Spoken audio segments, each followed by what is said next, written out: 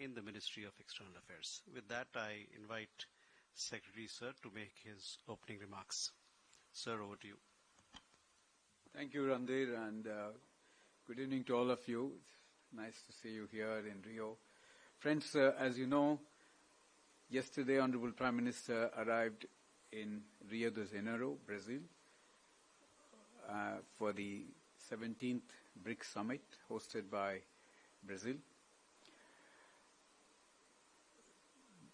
This 2-day summit assumes significant importance in the context of the fast-changing global developments.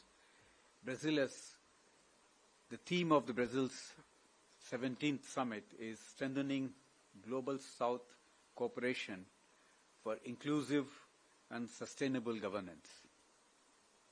Honorable Prime Minister's visit assumes added importance. In my view, it's really elevated the entire summit, as we could sense during the opening session today. The importance that President Lula has given attached to Honorable Prime Minister's participation, and the fact that India is a founding member of the BRICS, and India had always participated in the BRICS summit, and also the fact that next year India will be taking over the chair of the BRICS. So his importance, his Honorable Prime Minister's participation assumes greater significance and importance given that background. Today was a full-day program. There were 3 sessions with a working lunch, and Honorable Prime Minister also had few bilaterals, and also pull-asides during the day. It was a packed session day. Honorable Prime Minister thanked President Lula for warm hospitality extended to him and his delegation. And he also welcomed the Indonesian President for joining as a full member of the BRICS, and he welcomed also the participation of the partner countries in this summit. The 17th summit has a very large participation. There are 11 permanent members. There are 9 partner countries, 8 invitee countries, and 7 heads of the international organizations. So from that point of view, it's a relatively larger participation as compared to last year. Let me give you a brief overview on the sessions. Honorable Prime Minister addressed the session on global governance and peace and security, where he reaffirmed India's commitment to enhancing the voice of the global South. He noted that developing countries require greater support for sustainable development in terms of access to climate finance and technology. He reiterated that the global organizations of the 20th century lacked the capacity to deal with the challenges of the 21st century. And therefore, he underscored the importance of reforming the multilateral organizations. He called for a multipolar and inclusive world order, and stated that the global governance institutions, particularly the UN Security Council, the IMF, the World Bank, and the WTO, must undergo urgent reform to reflect the contemporary realities and times. On the session on peace and security, Honorable Prime Minister underlined that terrorism was a grave threat facing humanity. In this context, he noted that all the leaders have condemned Pahalgam terrorist attack in strongest terms.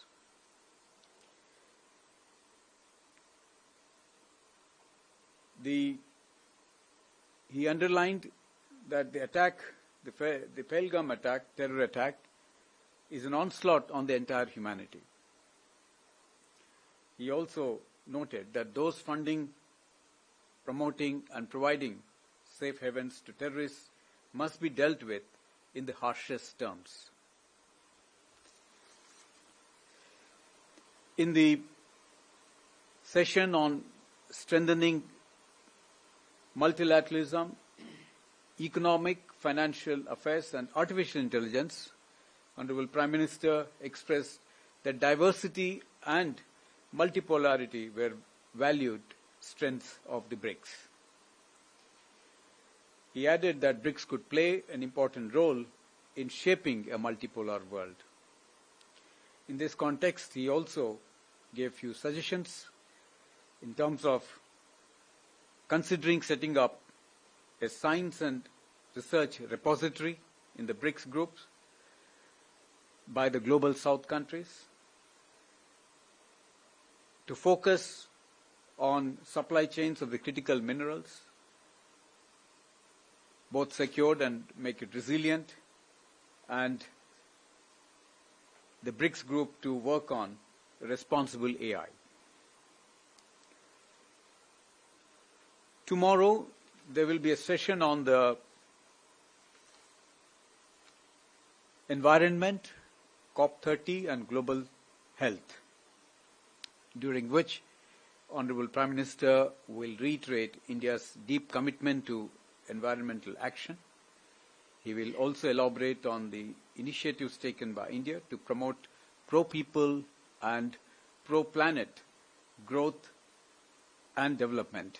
And he will highlight India's initiatives in that context, particularly the International Solar Alliance, the Coalition for Disaster Resilient Infrastructure, Global Biofuel Alliance, and International Big Cats, Mission Life, and among others. This will be broadly the themes for the session, in doing which have been very well captured in the Leaders' Declaration, which was adopted by the leaders today. And you would say it's a very exhaustive document running into several paras. And for India's point of view, most of our concerns have been very well captured. I would like to bring to you your attention on the para 6, where there is a very strong expression for reform of the global multilateral institutions, in particular the UN and the UN Security Council, in which countries of the Global South to play an active role. And this time, that para and that formulation has been further strengthened over the Kazan's formulation, where it got reiterated, reinforced in terms of India and Brazil to play an active role in international affairs and multilateral bodies, in the UN systems and in the Security Council. I think this is a very, very strong reiteration of the role, increasingly important role, both India and Brazil will play. So we are very satisfied with this formulation. The second para of importance for us is para 30.